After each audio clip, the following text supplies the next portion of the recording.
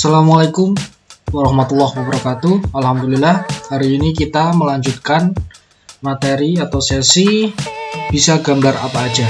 Nah, melanjutkan pertemuan sebelumnya ya teman-teman. Setelah kemarin kita belajar menggambar binatang, kali ini kita belajar gimana caranya bikin background. Nah, sesi 1 untuk pembuatan background, pertama kita belajar menggambar dengan ilmu perspektif. Tujuannya untuk menggambar pemandangan kota. Nah, untuk background dibagi dua ya teman-teman ya. Gambar pemandangan kota dengan ilmu perspektif. Nah, nanti ada satu lagi, bagaimana cara membuat background yang menggunakan elemen-elemen alam ya, atau pemandangan alam. Nah, fungsi background sendiri untuk membuat gambar kita lebih natural, atau kalau dalam lukisan ya, lukisan gambar background itu bisa jadi adalah salah satu aliran lukisan naturalis ya. Nah, boleh dikoreksi atau ditambahkan, kalian mungkin lebih punya pengalaman atau punya selera lukis tertentu yang menggunakan gaya gambar naturalis ya, boleh ditambahkan di kolom komentar, boleh komentar ya.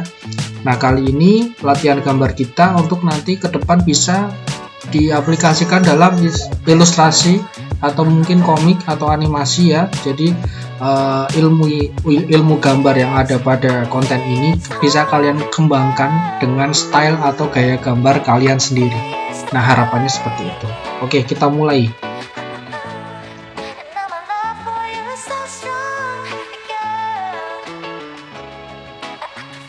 Baik, pertama saya akan buka dulu, anggaplah ini papan tulis ya teman-teman ya.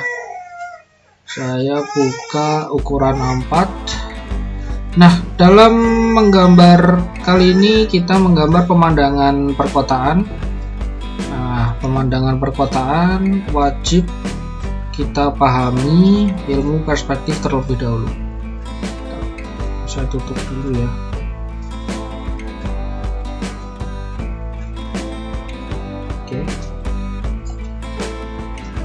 Pertama kita harus tahu ilmu perspektif dulu sebelum kita menggambar pemandangan perkotaan.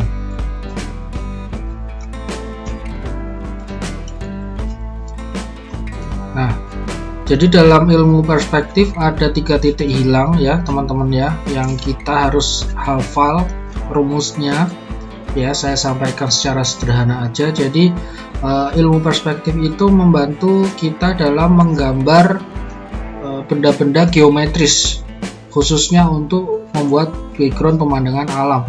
Nah, itu mempermudah kita untuk menggambarkan bangunan dalam jumlah yang banyak ya. Nah, misalkan seperti ini. Yang pertama ada titik hilang, gambar perspektif dengan 1 titik hilang ya. Nah, di sini ya, jadi pandangan manusia itu terbatas ya. Kalau semakin jauh berarti semakin menyudut ya gambarnya ya. Nah, ini ada 2 titik hilang seperti ini teman-teman. Saya sampaikan sederhana aja. Kemudian ada 1 titik hilang harusnya ini ya. Ada ini 2 titik hilang. Kemudian ada 3 titik hilang.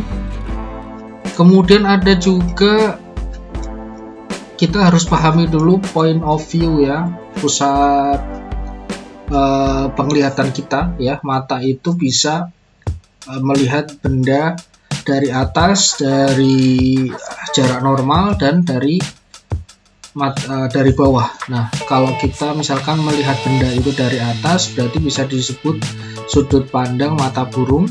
Melihat sejajar dengan benda, sudut pandang mata normal. Dan kalau kita melihat dari bawah benda atau objek yang kita lihat, disebut sudut pandang mata kucing. Nah, seperti itu ya. Nah, ini sudut pandang yang harus kita pahami. Nah, ini contoh-contoh gambar background yang ada pada buku saya teman-teman, untuk menggambar bangunan ya. Teman-teman bisa mempelajari ilmu perspektif. Yang pertama untuk 1 titik hilang dulu ya. Saya contohkan, misalkan kita akan pertama kita harus menarik garis bantu dulu ya, garis bantu dulu seperti ini. Garis sejajar ini ibarat jarak mata kita dalam melihat ya. Anggaplah ini yang menggunakan sudut pandang mata sejajar ya, sejajar dengan benda. Saya akan menggambarkan, saya ganti aja warna garisnya dengan warna biru ya. Saya ganti dengan warna biru. Kemudian saya coba menarik garis lurus ya, itu contoh bendanya yang akan saya gambar.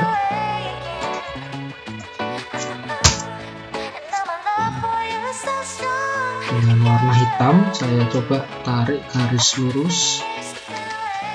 Nah, seperti ini teman-teman.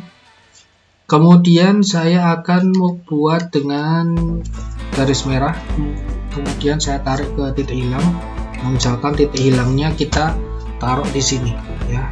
Nah, anggaplah titik hilangnya di sini, kita tarik dengan garis bantu seperti ini. Saya pertipis ya, saya coba tipiskan gambarnya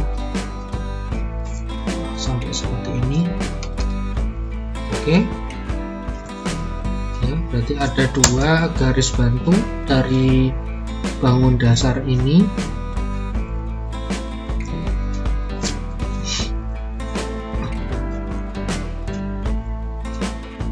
Nah, katakan ini adalah bentuk bangun dasar ya teman-teman ya. Nah, jadi dari garis ini bisa berubah menjadi bentuk persegi panjang atau persegi tipis ya. Persegi ini anggaplah ini bangun dua dimensi, bukan bangun ruang. Nah, kita tarik di sini. Nah, berdasarkan garis bantu itu, nah ini menandakan bahwa persegi yang kita gambar ya, persegi yang kita gambar dia memiliki dimensi ya. Nah, coba sekarang saya akan contohkan bagaimana jika kita ganti bangun ruangnya, bangun datarnya menjadi bangun persegi. Misalkan seperti ini teman-teman. Saya akan mencoba pastikan ini lurus. Kalau kita menggambar background bangunan ya, boleh menggunakan penggaris ya. Bagi teman-teman yang belum terbiasa menggambar bangunan, saya sarankan diizinkan menggunakan penggaris ya. Nah, seperti ini. Kita coba buat garis bantunya. Jadi ditarik tiap sudut bangun yang kita gambar. Nah, seperti ini. Kita tarik tiap sudutnya.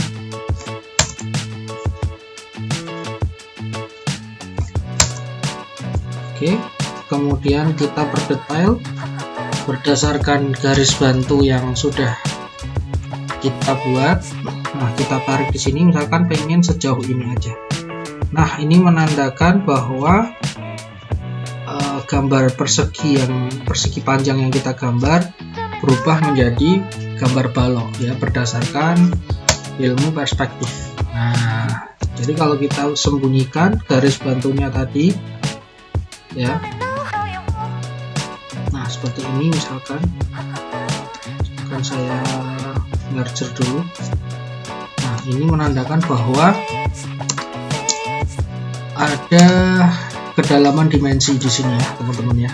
Ketika di sini, jadi ini bisa kita modifikasi menjadi gambar gedung atau sebagainya ya, seperti ini teman-teman. Misalkan nanti teman-teman bisa berdetail menjadi gambar gedung yang lebih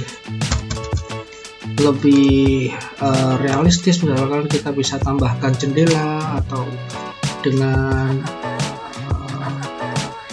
ornamen tertentu ya. Nah, nanti kita bisa tambahkan gedung lagi di sini ya, dengan tinggi yang teman-teman bisa sesuaikan ya. Nah, seperti ini misalkan nanti. Nah, dengan ilmu perspektif ini kita bisa lebih memudahkan dalam menggambar bangunan. Nah, teman-teman silahkan bereksperimen. Nanti kita bisa menggambar gedung dalam jumlah yang banyak dan lebih bervariasi. Nah, ini salah satu contoh bagaimana cara menggambar gedung dengan ilmu perspektif. Nah, jika misalkan teman-teman merasa kesulitan, gampang ya, cari referensi gedung yang ada di dunia nyata ya. Misalkan kalian bisa jalan-jalan di tengah kota, kalian potret pemandangan gedung yang ingin kalian gambar, kalian potret, lalu kalian bisa jadikan referensi dalam menggambar background berupa bangunan gedung. Nah, ini contoh hasil gambar yang udah jadi. Nah, ini saya menggunakan referensi di Semarang, bangunannya ikonik yaitu Tugu Muda ya. Nah, ini saya potret, saya modifikasi gedungnya sehingga menjadi gambar seperti ini. Nah, ini menggunakan ilmu perspektif juga, kemudian saya modifikasi sehingga menjadi bentuk seperti ini ya. Begitu juga ini saya menggunakan referensi Masjid Agung Jawa Tengah. Nah, kalau ini menggunakan ilmu perspektif yang tadi ya, cuma gedungnya dimodifikasi menjadi lebih banyak dan beragam sehingga hasilnya menjadi seperti ini. Nah, ini boleh teman-teman menggunakan referensi gedung yang ada, bisa kalian potret kemudian kalian modifikasi atau sesuai apa adanya gambarnya, boleh ya. Nah, untuk menjadikan referensi itu boleh-boleh aja. Nah, dan seterusnya, ini contoh karya-karya gedung yang sudah saya gambar dan ada di komik saya. Nah, teman-teman yang mungkin mengikuti karya-karya komik saya, termasuk komik Ultimate Blade, pasti sudah familiar ya. Ini adegan di buku yang volume keberapa dan chapter apa. Nah, pasti teman-teman tahu. Oke, jadi saya simpulkan.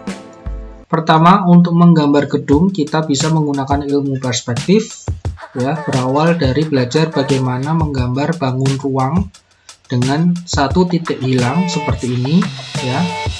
Kemudian kita dalam menggambar bukan hanya bukan hanya dalam menggambar background, tapi dalam menggambar kita harus paham ada 3 sudut pandang mata, yaitu sudut pandang mata burung di mana mata kita posisinya berada di atas objek yang kita lihat, kemudian sudut pandang mata normal ya, kita sejajar dengan gambar atau objek yang kita lihat, dan sudut pandang mata katak atau mata kucing atau mata cacing, itu boleh ya, istilahnya bebas ya, dimana objek yang kita lihat kita melihat dari bawah objek yang kita lihat. Nah, itu untuk membuat gambar kita lebih realis dalam sudut pandang. Nah, misalkan sudut pandang mata burung ya, misalkan ibaratnya ada waktu pertarungan Superman di atas kota-kota, nah itu menggunakan sudut pandang mata burung.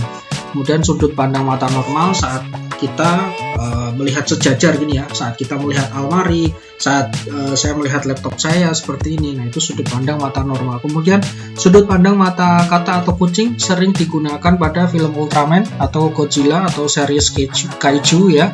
Nah, itu ibarat kita melihat Ultraman dari bawah ya, yang sedang bertarung. Nah, itu menggunakan sudut pandang mata katak, kucing atau cacing ya. Nah, jadi seperti itu gambarnya. Kemudian dalam menggambar background kita bisa mencari referensi ya, foto-foto di sekitar kita ya, atau kalian boleh jepret, atau kalian boleh menggunakan referensi foto-foto yang tidak memiliki hak cipta ya, misalkan di perpustakaan nasional ya, punya database pemandangan pantai Karangtenggiri misalkan. Oke, itu nanti yang alam ya. Kalau misalkan gedung-gedung, misalkan pemandangan Borobudur atau pemandangan kota Jakarta, nah itu boleh kita jadikan referensi ya. Tapi yang ingat, yang tidak boleh kita gunakan adalah foto-foto yang memiliki hak cipta, terutama foto-foto yang sudah menggunakan pengeditan atau istilahnya digital imaging. Pasti itu adalah karya orang lain yang sudah mereka klaim, jadi saya rasa jangan ditiru ya. Atau misalkan kalian meniru bangunan yang ada di kota Tokyo yang pada sebuah anime misalkan, nah itu nggak boleh karena itu sudah punya orang lain. Tapi kalau misalkan foto umum yang tidak punya hak cipta dan boleh kita jadikan referensi, nah kita harus pandai dalam memilihnya ya teman-teman ya. Nah, ini contoh beberapa karya yang sudah saya buat dalam pembuatan background. Oke, saya rasa sederhana gitu aja ya. Jadi intinya selamat bereksperimen. Mungkin kali ini teorinya sangat sedikit, tapi mungkin lebih banyak bagi teman-teman untuk bisa harus lebih banyak latihan dan bereksperimen. Oke, mungkin itu aja. Sampai ketemu di pertemuan selanjutnya. Di pertemuan selanjutnya nanti kita akan belajar bagaimana cara menggambar pemandangan alam ya. Contohnya seperti ini nanti ya.